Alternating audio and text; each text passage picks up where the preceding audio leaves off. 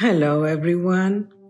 First, I want to express my gratitude because lately, not that it didn't happen in the past, but lately I'm meeting so many beautiful souls all around the world. And I was praying specifically to find people with a lot of knowledge, souls with pure hearts that we can connect and work to create a better place. One of these amazing souls that I met is Dr. Keating Stephen.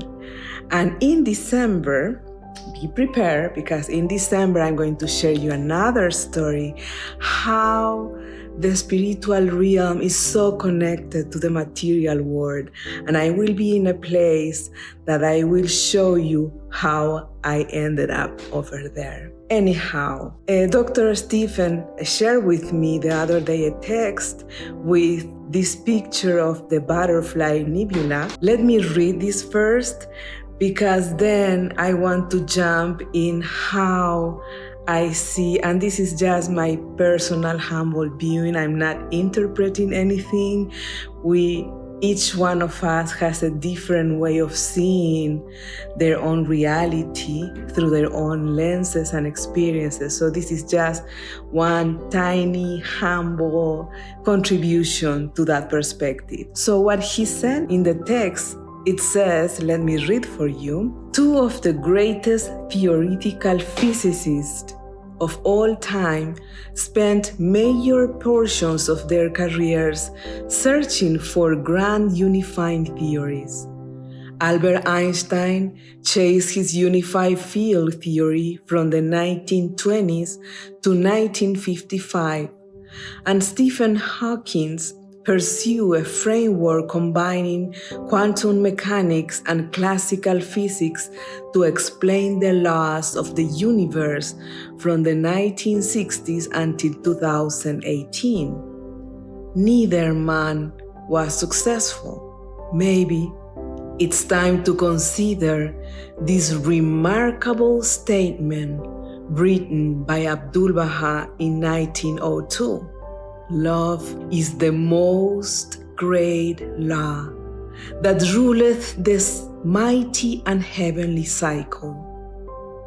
The unique power that bindeth together the diverse elements of this material world, the supreme magnetic force that directeth the movements of the spheres in the celestial realms. Love revealeth with unfailing and limitless power the mysteries latent in the universe. Love is the spirit of life unto the adorned body of mankind, the establisher of true civilization in this mortal world, and the shedder of imperishable glory upon every high-aiming race and nation. When I read this message from Dr. Dean, going through a moment in my life where I question a lot how love is the supreme magnetic force for unity. Because we know that every holy writing, especially the Bahai writings, talk a lot about unity, and that love is like the magnet or the glue that brings that unity into reality. And then I thought in my own life how that can be applied when sometimes we have to make decisions that imply separating ourselves from other people in order to protect our own sanity, even when we love them. And then when I was reading this and I was meditating for several days and also praying, trying to understand how this works, and the thought that came to my mind It's like, when you use a magnet and you have different elements, the magnet will attract only the metals, those that have that force inside themselves to connect to the magnet, which it doesn't mean that we don't have that love within our own self. Speaking about people, human beings, right? We can take this paragraph and expand to any other field that you want to. But in this case, sometimes I thought the love in that material or in that person is so tiny, not developed yet, that doesn't have the enough power to feel attracted to the magnet. Then of course, that magnet, it won't cause the unity that it meant to do it. We know we have to work bringing unity to life, to this humanity. And we are taught that we have to love everyone, that we need to accept everyone. But I also think that there are timings. Everything in the universe, in this existence, and in the spiritual realm, as I understand, has their own timing.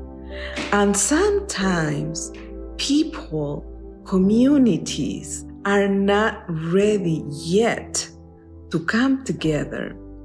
But it doesn't mean that we need to stop doing the work. We need at an individual level to create that love, to understand that love, to understand the meaning, the power that love brings as a magnet to bring unity within a family, within a couple, within a community, within a country.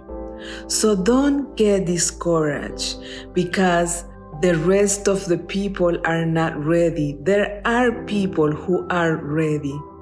So let's work with those who feel that attraction towards that love.